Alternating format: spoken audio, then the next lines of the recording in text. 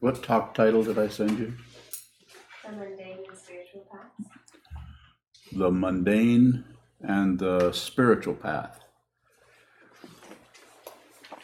Yes, I'm going to talk about that. So the mundane path, we kind of already know about that. It's we go to school, we get an education, or we drop out and do something else, and we go back, recommit ourselves, or we get a job, or we join the military, or it's just on and on. All kinds of mainly accomplishment or avoiding and pursuing mentality, quite a bit. Pursuing something, avoiding something else, avoiding this, but doing that. And flipping it around, say, I really should have been doing that. What was I thinking? How many times have you said that to yourself? What was I thinking? You should record that the next time you do it. I know it's not very funny, but it really is. It's really funny. You're quite humorous. So what I'm not here to promote anything, but rather to talk about the amazing way in which our life appears to each one of us is so completely different. This is called dependent origination. This is called tributary streams flowing through the darkness. As I was just asked this morning about that part of the Hokkyo Zanmai. You can't actually trace any cause down. You can't find the original source of anything. I mean, you could look, and you might be seduced into going here, going there, looking at this, looking at that, opening this up, closing that down, checking this out, adding these up. All over. Path. It's a path. And that path can be run by your hopes and dreams, your wishes, your desires. Not wrong. I'm not here to stop anybody from doing anything. If you come and say, I don't want to do this anymore, I want to go. I'm going to learn to do motocross. It's more exciting. There's more of an accomplishment. When I sit and look at the wall, I don't feel like I'm getting anywhere. This is disturbing to me. I don't really want to do this anymore. And what I would say? I would say good luck.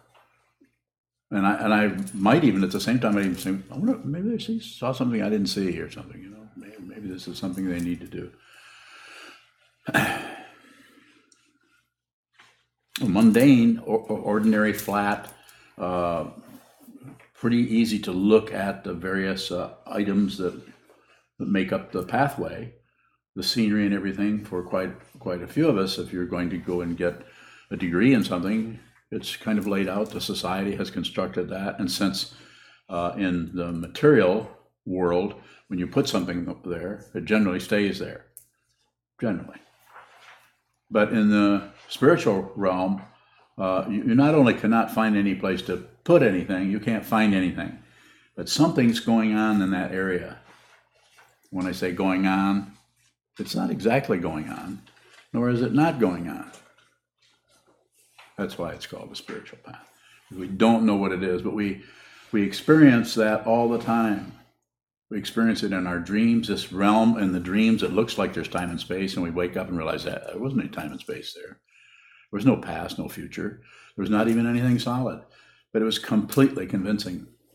So convincing that we can awaken and have something we were tasting intensely in a dream be completely gone. Yet it was completely real. Something we were completely terrified of is completely gone. Very interesting area, a dream area, which we're under Shezan's leadership here. We're all doing some exercises in that area. Intensive dream practice, intentional dream practice. So mundane path, we're all doing that to some extent. Some of us have been to school, been to college, gotten degrees, have different careers or ways of making a living, have a different way of moving in the world and valuing some things and not particularly putting too much emphasis on others. And what shows up or may show up. A person could live their whole life and not really think too much about the spiritual path. This does not mean they're not spiritual. It just means they don't think much about the spiritual path.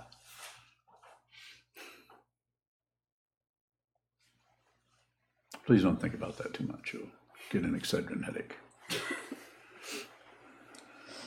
So the whole idea of thinking is something we take for granted. We take for granted that we act as if thoughts are just, what have you been thinking about? What do you think about what I'm thinking about? It's an astonishing thing that we completely take for granted. It's absolutely amazing. It's practically miraculous that there is such a thing as thoughts, that there is such a thing as consciousness. We just take it for granted. We wake up and, in our case, is this a fasting day or is this a very ordinary, mundane, ordinary? We're not separating the two. In fact, in fiction, we're trying to look at something in such a way that we see that they're not separate. But in order to do that, you first have to look at it intensely, minus the imputation or the imagination that this is that this is actually this. This is called projection. Something arises, and if it does anything at all that triggers anything that has been uninspected in this whole matrix we call the 8 consciousnesses, or consciousness, is that plural? Plural singular. Sometimes I get plural and singular mixed up, and that's not a really healthy kind of dyslexia. It could get you in a lot of trouble. Or not.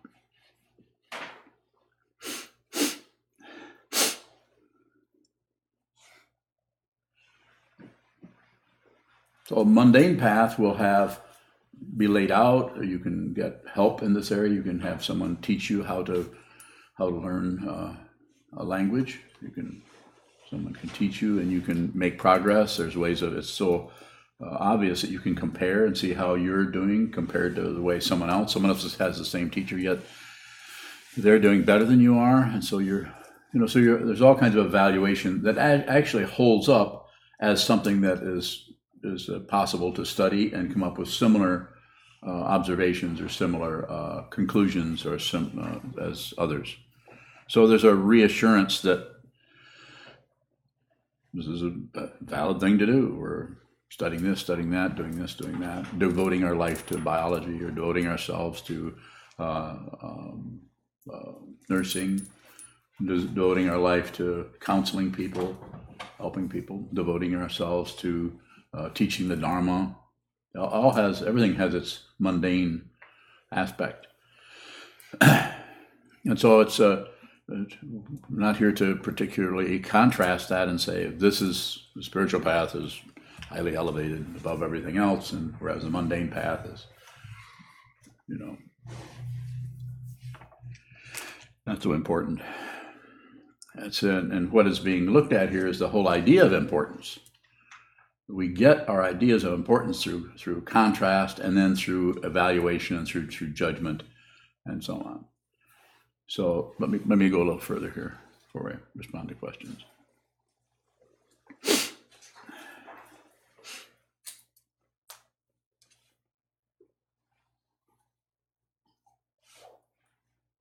It seems that in order to practice or study or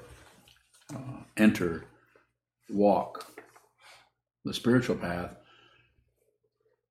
seems to be necessary to have some kind of inspiration that kind of goes beyond the mundane path.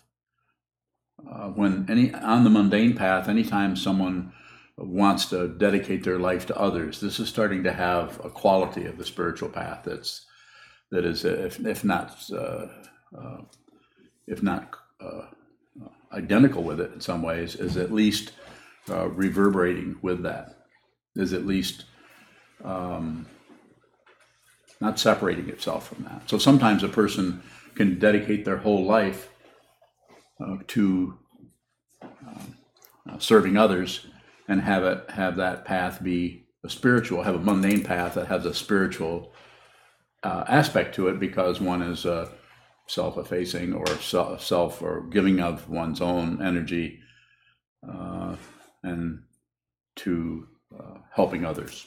So it can have that quality. So there's different levels of that. And of course, as we know, there are different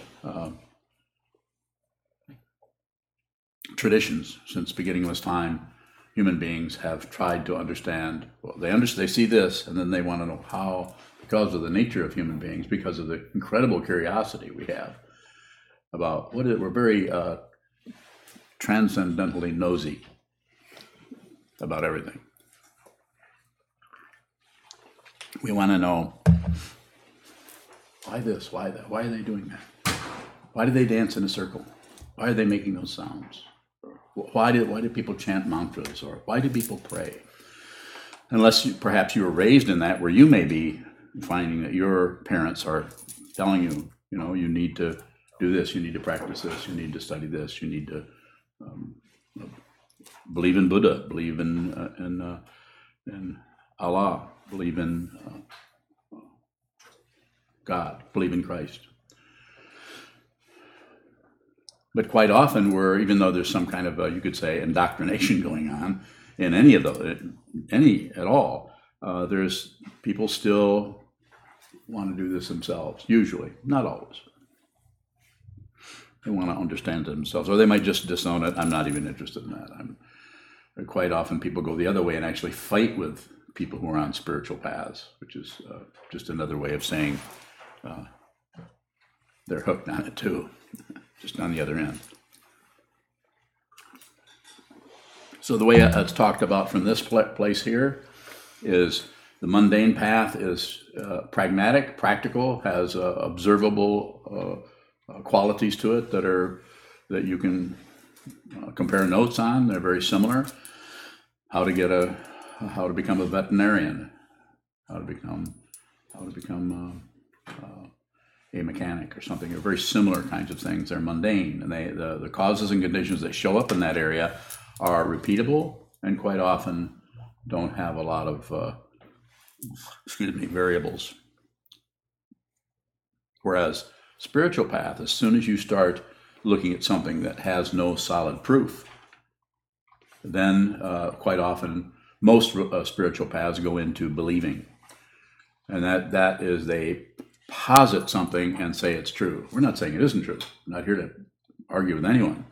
I'm saying a theistic approach is to take through using your tradition and to emphasize that and use that. Not incorrect, even from the Buddhist perspective. Not incorrect. It's just a way of practicing. And some people need.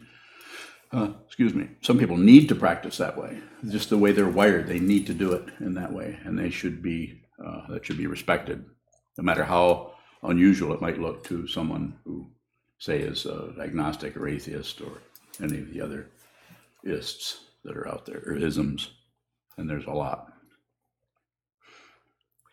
But the fundamental approach of spiritual path seems to be trying to find out what is true. Not what you should believe in. What you should believe in, because this is how it looks when you start believing in something. You start inspecting it, or you stop inspecting it, or looking at it, or investigating it. This does not mean you shouldn't do that. It just means that you believe it, and so that's your approach. And if that is valid for you, you should do it.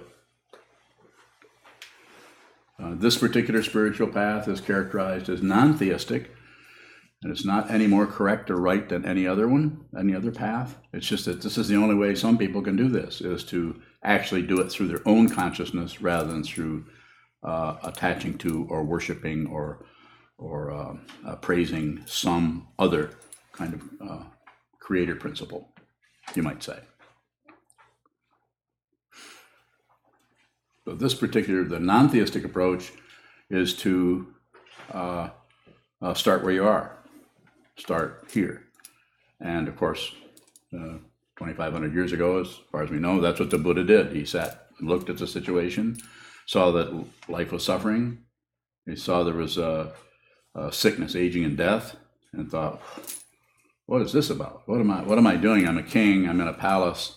I'm going to inherit the throne from my dad. Or prince, rather. And somehow this is just not adding up for me. Even though there were Hindu priests around were trying to get a handle on him and keep him from doing whatever they thought he might do. And his father, of course, was pretty upset with him. But he eventually, through a lot of turmoil and angst, he eventually left and went off into the forest, the woods, the mountains, or whatever. And as the story goes, meditated for 6 years. 6 years, yeah, 6 years. Might have been 10. Who knows? So, what was that about? Why would somebody? What prompts someone to do that? There's no way to know. What I might say to you, the people, especially the people who live in this monastery, or who are really studying these teachings, what prompts you to come here? Have you been sold a bill of goods? If so, I'd like to see it. Nothing is promised at all. That's from the perspective of the Buddha Dharma, or the awakened truth. That's very disrespectful to someone to try to sell them or convince them of anything. People should be treated with respect and allowed to walk their spiritual path.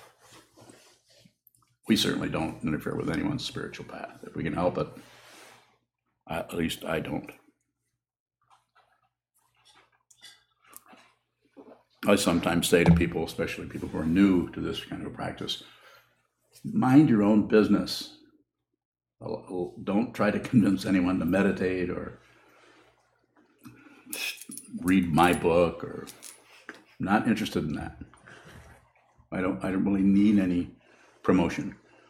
If what I say or what I'm doing here as a teacher doesn't make any sense, then everyone will leave and I'll stay home. Or I'll move to, where are we going to move to?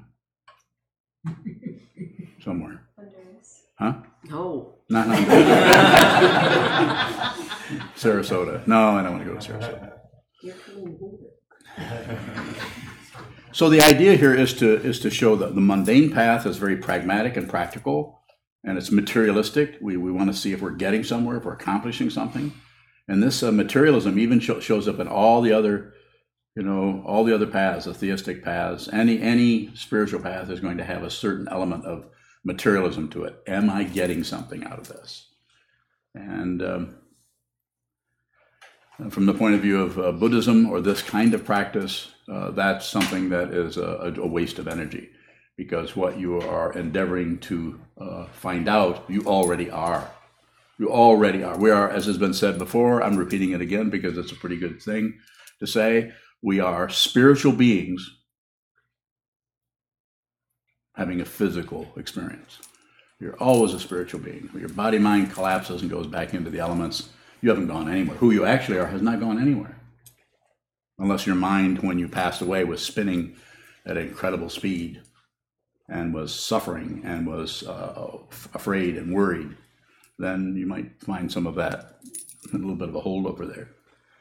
That doesn't mean you're in hell. It just means it could be difficult. Or not. Maybe not. Maybe not at all. Question? What is the vow of serving others after death? You mean the Bodhisattva vow? It just continues. How does that continue? I don't know. I haven't died yet. I'll let you know. Especially you. Come back and haunt you. Probably the momentum of wanting to serve others and be of help to others. Not meddle with them. I'm not talking about you can help somebody without them ever even knowing you're a Buddhist, especially as a monk. They don't even have to know about it. Not important. What's important is to help them, not to change their philosophy or their ideas. This is extra, and this may be more about you wanting to control somebody. So when you pass away, which probably will occur, then your intention to be of service to others is the most important thing. That's the Bodhisattva vow, putting others before yourself. That's the vow anyone who's received vows here, that's the vow you. And how you do that can be pretty confusing, because it doesn't mean don't watch your health, don't brush your teeth, just take care. It doesn't mean turning into some kind of a martyr. We don't even have the word martyr. Don't use it. But it just means, insofar as you can, try to give other people the benefit of the doubt on things. And you would continue to do that who knows how that will show up. More?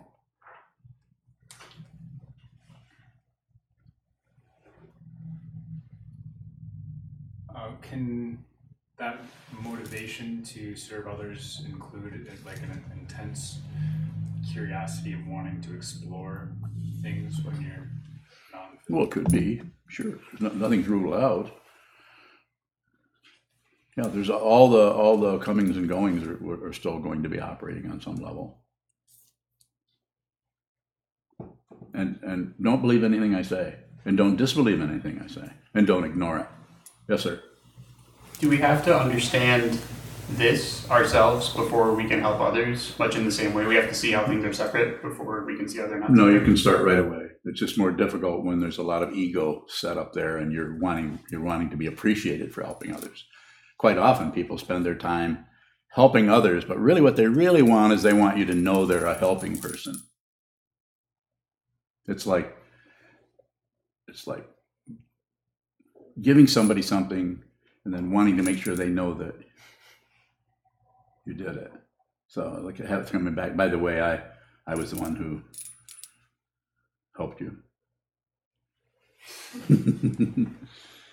More about that? Good. Yeah. So yes, A question from Shane down in Texas. Shane. He asks, does one ever find out what is true? So what we find out is the nature of truth. That's what we find out. And so there's in our tradition it's talked relative truth. Fire is hot, water is wet, earth is hard, wind moves. All simple things that being very simplistic, but it's a relative situation is true as opposed to false. True and false, true and false. You can't have one thing be relatively true without its opposite somewhere. That it gets its meaning from its opposite. Ultimate truth doesn't have an opposite. Just like if you were to say this in a theistic sense, you would say there's only God. Yes. Going off of Andrew's question, what is it, or how can we help others when we're still wrapped up in ourselves? Where does that begin? So you start by seeing you're wrapped up in yourself, and you don't do anything about it, other than you don't increase it if you can help it, and you look at it, and then at some point some kind of spaciousness is if there's an intention to be of service to others, which is called in our tradition compassion or unlimited friendliness to others. Then even though the person is giving you a hard time, you see if you can find a way to be supportive of them. They might not even know. The supportiveness might just be listening to them, listening to their rant or listening to their finger pointing, whatever it may be.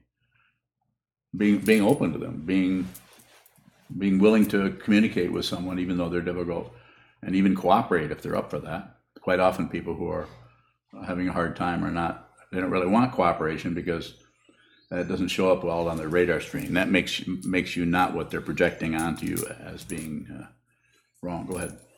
I was also wondering, coming back to the title of the talk, how the mundane path can become the spiritual path, like that job or family. The mundane path, eventually, when one begins to see from the teaching of the Buddha, which is everything is dependently arisen, which is a simple statement, but very difficult to understand. Not intellectually you can understand it, but to understand it with your consciousness, with consciousness only.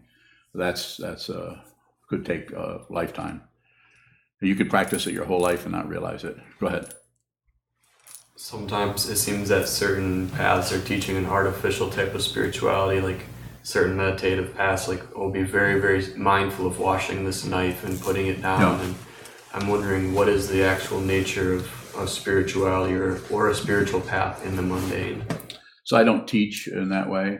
I teach train your mind. I teach sit down, hold still, watch the way you keep deceiving yourself over and over and over. That's all meditation is. Meditation isn't about sitting down and going to sleep or becoming holy or going into a trance or even feeling particularly peaceful. Quite often meditation, those of you who have done a lot of it, is pretty painful and difficult because you're looking at the very junk that you've been able to push away before you meditated, hide out from. Those things sometimes come creeping back up again, and you can push them away with activity. You can go bowling, you can play cards, you can get all wound up in your job. There's so many things you can do, to activities you can do as a physical being to avoid things that you're been trying to hide out from.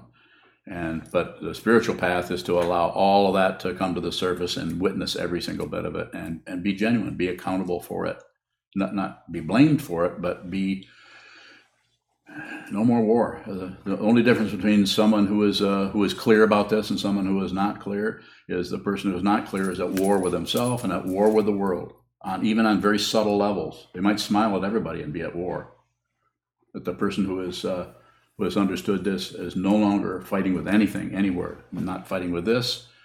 The image I often use, they've dropped down out of the paranoia and the thinking process into the heart, and they've risen up out of the gut fear in the gut hope and fear that's in the gut up into the heart. And this doesn't think. It might feel and it might think, but it's consciousness that's working there. More. So to go a little further, the actual mundane path, the touching the table, the cleaning your plate, the brushing your teeth, and all of that, you don't have to force feed those things. You don't have to try to make those spiritual things. You can just function, just do that as you have been doing, and spend time sharpening that blade of awareness, so that when you do get up off of your meditation cushion, go into your everyday life, that you're as clear as possible about what you're doing. If you're really helping others, you won't really know it. They might know it. They might think of you as being a helpful person, but you won't walk around with some kind of interior credential or pat on the back about what a wonderful dude you are. Are girls dudes? No. Dudettes. Yeah. Dudettes? Okay. Got it. Yes. Earlier you were talking about different jobs like counseling, and you Yes. said everything has its mundane aspect, but you also pointed to yourself and said teaching the Dharma. What's mundane about teaching the Dharma? Get in the car, drive in here when I don't feel like it. Having 4 or 5 interviews in a row, I don't feel like doing that. I'd rather go take a nap, watch Netflix. I actually have preferences. I don't do things because I like them. I do them because I have to do them. It's choiceless for me. It doesn't mean I don't have other ideas about, well, what would you prefer? Would you prefer to do this or do that? I can actually, even though I like a pistachio ice cream, I can eat vanilla all day.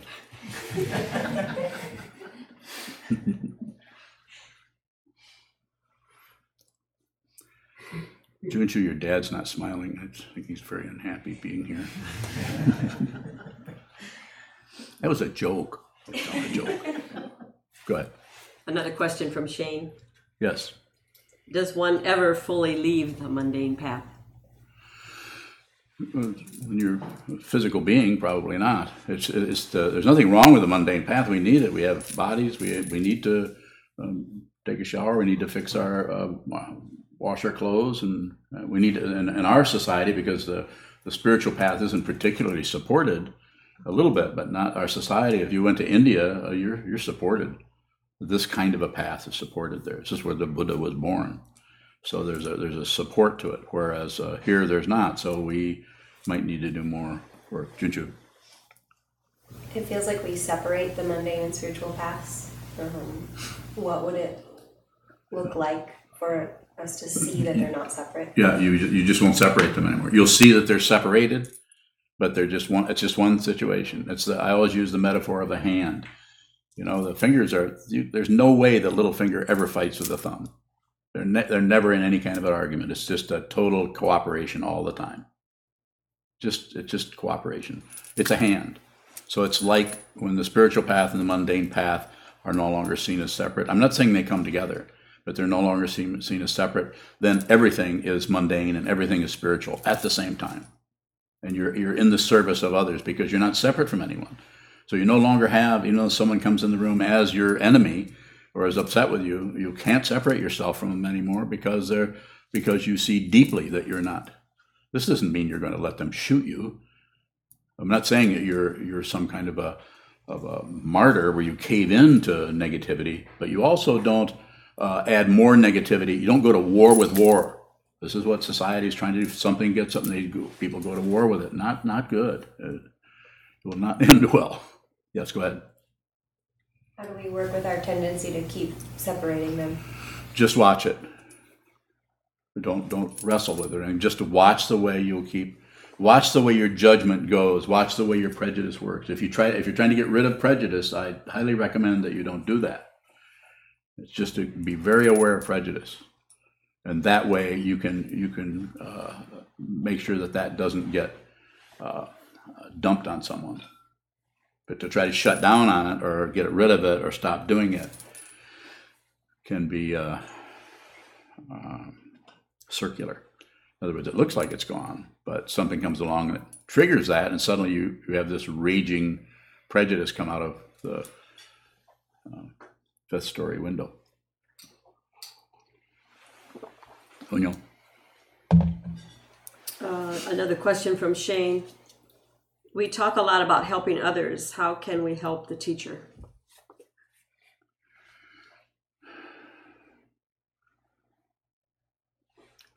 I don't know. We need anything? Whatever you kind of like. Just, I don't know. Just, I don't need anything. I'll tell you how to help the teacher. Help others. Help the person next to you. Give the person next to you, 3 doors away, or you're in the other room, or your mate, or whatever. Give them the benefit of the doubt. No blaming. When you do blame, keep the blame to yourself. Sometimes the feeling of blame comes up. You don't necessarily have to go like this. You can have the feeling of blame and watch that and see that, and that's, you can, if you just watch it, do nothing with it, you can see it's not really true. It's just how you feel about that. So if you believe your thoughts and you believe your feelings, you're going to go in circles. They might be very sophisticated circles that don't look circular to others, but they're circular because we like it, we don't like it, we like it, we don't like it. You're doing well, now you're not doing so well. Now you're doing well, now you're not doing so well. You need to really have respect for others. Have respect for others' suffering. You don't know how others got to where they're at. You don't know how you got to where you're at. Like I say, go look in the mirror. Tell me how you got here. If you think you have so much control over your life, would you have picked these ears again? Would you have decided you were going to be male or female, or born in this country, or born on this earth? Excuse me, or born at all? It's interesting that we don't make the choice to even be here that we know of, and yet now that we're here, suddenly we're enjoined to somehow make the right choices. If you're born to a couple of crackheads in Detroit, and you're 13 years old, you're going to have trouble making right choices.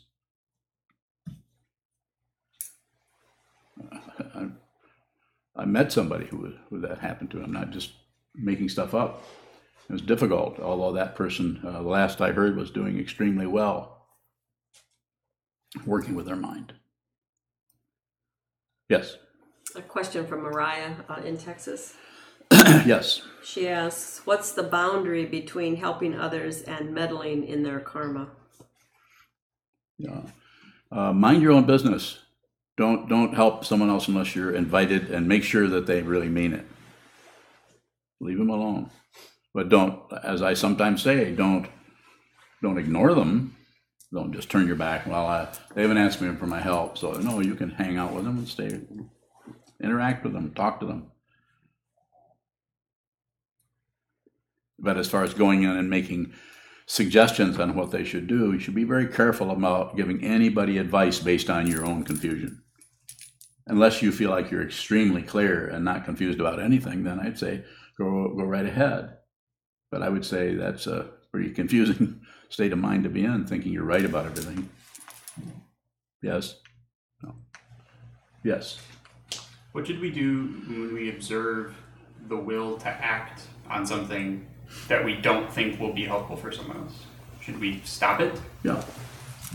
Yeah, you could. I mean, but I wouldn't say for someone to do that unless they were a meditator. If a person doesn't have a meditation practice where they've been looking at the way the mind works daily after day after day after day, then that might be too aggressive to do that with yourself. If you're in that point, you might go ahead and do it, but just watch what you're doing. Just see the just the logistics of doing that, and how you might be able to see it through, especially through your intellect. You might be able to say the way this actually is unworkable. You could actually see the structure of it. Do you follow me? Conceptually, you can see conceptually that what is happening here, and what in your idea about what someone is doing is based on your conceptual constructs about what's happening to them. So it may seem very valid. So I would say, first of all, I would say meditate. But then I would also say, if you can, without going to war, if you can hold back that energy, it's called patience. And it's not really waiting. Patience is not waiting for something else. Patience isn't even waiting. Waiting means there's something you want that you're waiting for the bell to ring. Set the timer on the cookie dough or whatever. But patience is just this. It's always just this. There isn't something else. If you think there's something else, you'll suffer. I'm not condemning you, but I'm saying if you think there's something else and something you want, or something else and something you don't want, or something else and you're not concerned with, then that sets up a kind of a rotation that will trip you up. Maybe not this week, but eventually. Other questions?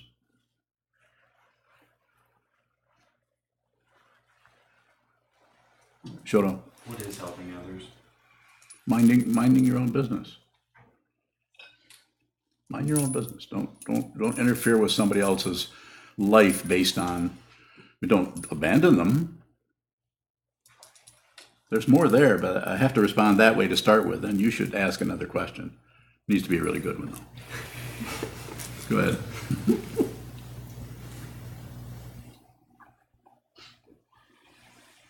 What is minding our business when we're invited in to help somebody? Well, if you're actually invited, if someone says, "What should I do about this?" then probably is a good chance they want to hear what you have to say. But then watch them closely as you're doing that. Watch their body language. People, the slightest body language will tell you when somebody has stopped listening to you. It doesn't mean there's flaps come over their ears. It means that you'll know. You just know when someone is. You're starting to tell them something, and then you see that they're not really listening. So why would you keep talking? There's no point in continue to maybe raise the tone of your voice a little. Maybe they're not hearing you. Maybe poke them a little bit. I thought you asked me for help. Trying to help you. You don't even appreciate me. Here I am spending all this time trying to help you, and what do I get? Not listening. God. You're not a parent yet, are you?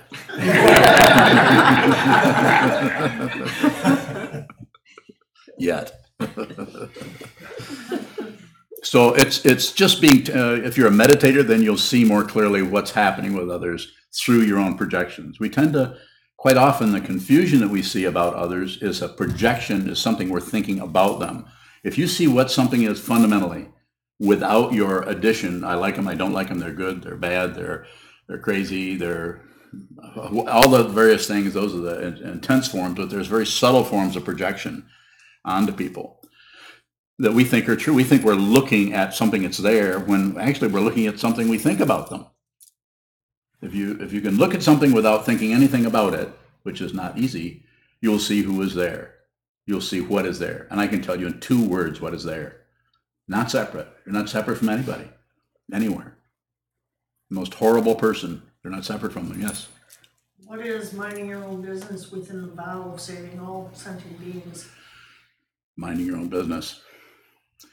And if you do that, that means that when the others around you will make it, if you're clear and you're minding your own business and you're keeping your own counsel, so to speak, then when those around you, in this case here, the Sangha, are people in this meditation hall, people in your community out in Bellevue, your husband or your family or whatever, there's more listening going on. You're actually listening to what they're saying.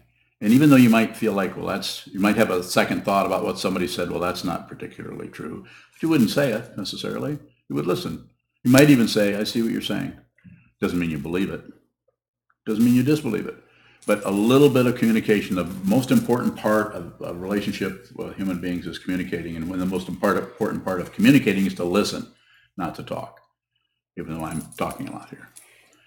So you would wait, and if you do that, then you're actually in the space that allows them with their confusion to come into that space that not that you've created, but that you have not interfered with. It's actually, we're not separate. We're so fundamentally not separate. It's heartbreaking to see how much people fight with each other. It's heartbreaking to see that. So if you just sit there and you watch somebody who's having difficulty, and maybe you have an idea about what they should or shouldn't be doing, but you just wait. You could say. It wouldn't feel like waiting necessarily. You're looking at them. You're listening to them. You're watching what they say. You're relating to their maybe their distress, and you wait. And then at some point, they might actually turn to you and ask you, oh, is there anything? Can you think of anything I could do about this? And you might find yourself coming out of your understanding of it rather than out of your thought process. If you come out of your opinions and your thought process, we're right back to more confusion. This is what the whole world is doing. Most of the world is fighting with everybody based on politics and philosophy and ideas of right and wrong. It's just difficult. More? Not right now, thank you. Thank you. Michael? Is there a relationship between minding your own business and going to war or not going to war?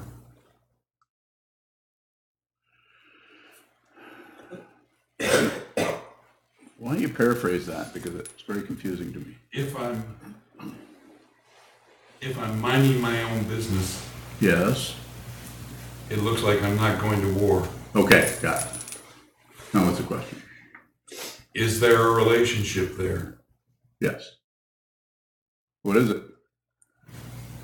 Not going to war. Solved your own problem. Answered your own question. Joseph? What's the difference between self-centeredness and minding your own business? Mm-hmm. So self-centeredness is could still be operating there because you have some kind of idea or some kind of ideal that say you don't want to be self-centered.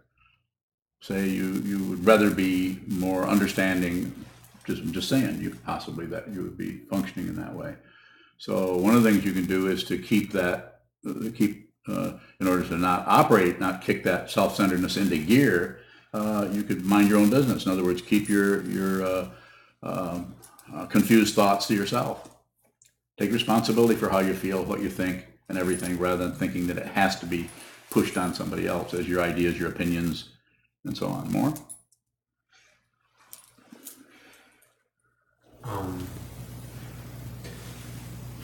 Ayn Rand. I know her really well. Materialist, Yeah. right? We were buds. You were buds? The mundane path, she basically promoted that we should only focus on She even wore a dollar sign. ourselves. Yes. Yeah. It was on her grave. Yeah. Yeah.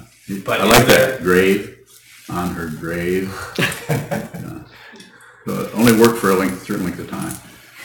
Is there a spiritualism in self? I mean, she was trying to say that there's a spiritualism in self-centeredness. Mm-hmm. One of her characters had to take a vow that I will only try to make myself better. Was that an Anthem? No, it was Atlas Shrugged. Yeah. Yeah. So, what's the question? Well, is there a spiritualism there? No, because it's just a highfalutin, highly polished form of the mundane path, which creates a. In our teaching, there's the 6 realms or 6 states of mind that would be God realm, highly sophisticated God realm, or a state of mind where everything is wonderful and peaceful and nobody's at war and a peaceable kingdom. And but that's based on avoiding something. It's based on avoiding poverty and not helping anyone, actually getting better by pushing other people down. albeit through just paying a minimum wage. You know, raising yourself up because you're the me person. So it's just an extreme form of egocentrism. I mean, that's how it looks, but I don't know. You should probably talk to her. See what she thinks, yes. We have to move on. Why? Dedicate the merit so we can do the daily time together. Oh, okay.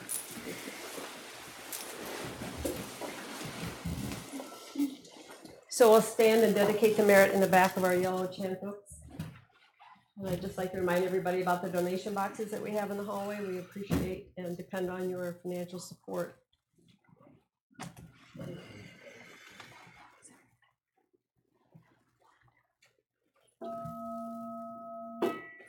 May the merit of this penetrate into all places so that we and every sentient being together can realize the Buddha's way.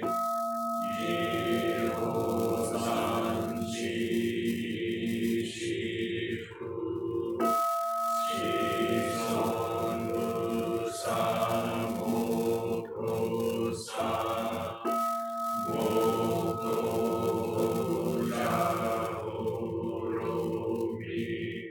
the 10 directions, the 3 worlds, all Buddhas, all venerable ones, Bodhisattvas, Mahasattvas, the great Prajna, Paramita.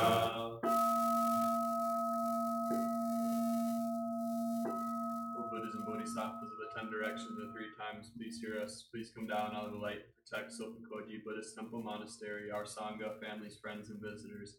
Heal everyone who's unhappy, sick, or suffering, and fill them with light.